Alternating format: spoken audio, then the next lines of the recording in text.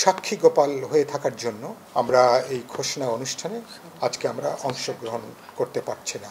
শুরু থেকে আমরা বিস্ময়ের সাথে লক্ষ্য করেছি গণঅভ্যুত্থানে অংশ নেওয়া রাজনৈতিক ও জনগণের মধ্যে কেউ সমঝোতা গড়ে তোলার পরিবর্তে সরকার যেন ভাগ বিভাজনকেই তাদের নীতি হিসেবে গ্রহণ করেছে। ইতিমধ্যে সরকার তাদের নিরপেক্ষতা গুরুতরভাবে প্রশ্নবিদ্ধ করে তুলেছে।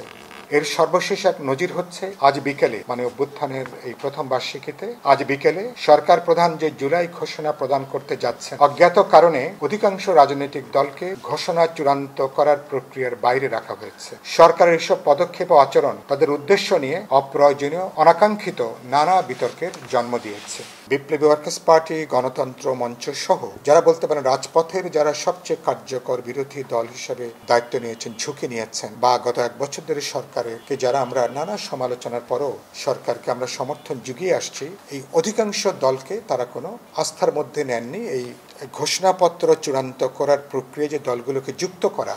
এক্সট্রিম মশার কয়েল প্ল্যান্ট ফাইবার দিয়ে তৈরি, তাই সহজে ভাঙে না, সুগন্ধিযুক্ত ও নিরবিচ্ছিন্নভাবে জ্বলে। ডেঙ্গু, চিকুনগুনিয়া বাহি সহ যে কোনো মশার বিরুদ্ধে দেয় এক্সট্রিম সুরক্ষা। তারা এটা আমার মনে হয়েছে সচেতনভাবে তারা এটাকে অ্যাভয়েড করে আসছেন। কেন এটা, এর পিছনে কি উদ্দেশ্য আছে, এটা ইতিমধ্যে রাজনৈতিক দল, জনগণ নানা অংশের মধ্যে বহু প্রশ্ন উত্থাপিত হয়েছে। এই যে একটা অংশকে কাছে নেওয়া, কোলে নেওয়া, আরেকটা অংশকে তারপর দূরে রাখা, এটাই হলো সরকারের ভাগ বিভাজনের যে রাজনীতি। অথচ অন্তর্বর্তী সরকারের দায়িত্ব হচ্ছে তারা ধরেন গণহত্যার জন্য যারা দায়ী, 16 বছরের অপরাধের জন্য যারা দায়ী, তাদের যেমন বিচার করবেন, এর বাইরে জনগণের সকল অংশকে তারা আলোচনা করবেন। এক ধরনের জাতীয় সমঝোতা, এক ধরনের বলতে পারেন ন্যাশনাল রিকনসিলিয়েশনের যে প্রসেস, এটাই তো সরকারের মূল দায়িত্ব। তো সেখান থেকে সরকার পুরোপুরি বোঝা যাচ্ছে যে অনেকখানি তারা পথ হারিয়েছেন, খানিকটা বলছেন পথভ্রষ্ট তারা হয়েছেন। তো এটা অত্যন্ত অনাকাঙ্ক্ষিত, এবং সে কারণের জন্য আজকে ধরুন আমরা বিপ্লবী ওয়ার্কার্স পার্টি তো আমরা এই প্রোগ্রামের জন্য দাওয়াত পেয়েছি,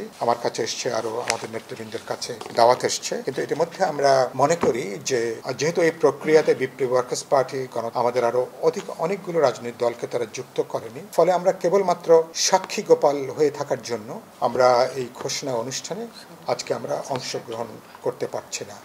সেজন্য আমরা নিশ্চয়ই দুঃখ প্রকাশ করব। অভ্যুত্থানের দিন যেটা একদিকে আমাদের শোকের, আবার একদিকে আনন্দের, একদিকে বিজয়ের, সেই বিজয়টাকে তারা যেভাবে খণ্ডিত করছেন, আংশিক করছেন, বিজয়ের সামনে রেখেও তারা যেভাবে ভাগ বিভাজনটা তৈরি করছেন, এটা আখেরে দেশের যে অস্থিতিশীলতাকে বাড়াবে, রাজনৈতিক দলগুলোর সাথে অপ্রয়োজনীয় দূরত্বের জায়গাটা বাড়িয়ে তুলবে। তো এই ব্যাপারে আমরা সরকারের মনোযোগ আকর্ষণ করতে চাই।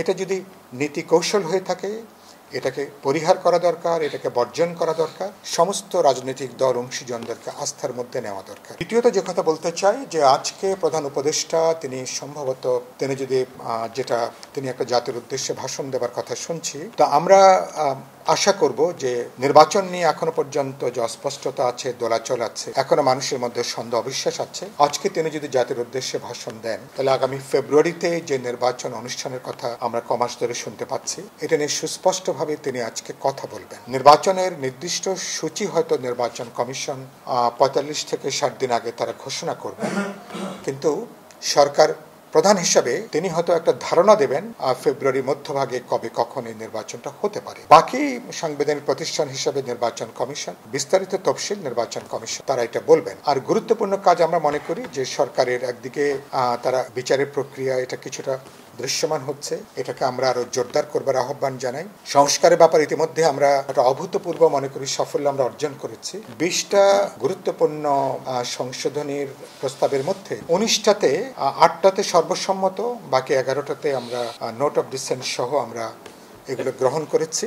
তো এটা একটা বড় একটা অর্জন, এবং এটা মনে করি যে আগামী খুব দ্রুতই এর উপরে নির্ভর করে একটা চূড়ান্ত খসড়া তৈরি করবেন, আমাদের দলগুলোকে পাঠাবেন। এরপরে আমি আশা করতে চাই আগামী 7 দিনের মধ্যেই জুলাই সমঝোতা সনদ বা পরবর্তী গণতন্ত্রের রূপান্তরের ব্যাপারে, আমাদের সংস্কারের ব্যাপারে আমাদের যে অঙ্গীকার, সেই সনদে আমরা স্বাক্ষর করতে পারবো। এরপরে তো একমাত্র নির্বাচন থাকে মূল এজেন্ডার প্রশ্ন। আমরা আশা করতে চাই এইটার প্রক্রিয়াতে সরকার আর কোনো কালক্ষেপণ তারা করবেন না, কোনোভাবে কোনো দীর্ঘসূত্রিতা, এটাকে প্রলম্বিত করা, কোনো ধরনের কালক্ষেপণ, এটা করাটা একেবারেই বিবেচনার কাজ হবে না। এবং আমি রাজনৈতিক দলগুলোকে আমি আহ্বান জানাবো যে জুলাই সনদ স্বাক্ষর করার পরে আর কোনো অজুহাতে আর কোনো প্রশ্ন তুলে নির্বাচনটাকে, জাতীয় নির্বাচন যেটার জন্য আমরা 16-17 বছর ধরে অপেক্ষা করছি, সেই নির্বাচনকে কোনোভাবে ঝুঁকির মধ্যে রাখা, নির্বাচনকে প্রলম্বিত করার কোনো প্রচেষ্টা প্রত্যক্ষ পরোক্ষভাবে কোনো দল যেন গ্রহণ না করেন। কারণ ভয়টা হচ্ছে এখানে নির্বাচন যদি অনিশ্চিত হয়, নির্বাচন যদি প্রলম্বিত হয়, আমাদের ইতিমধ্যে বহুমাত্রিক ঝুঁকিটা বাড়ছে।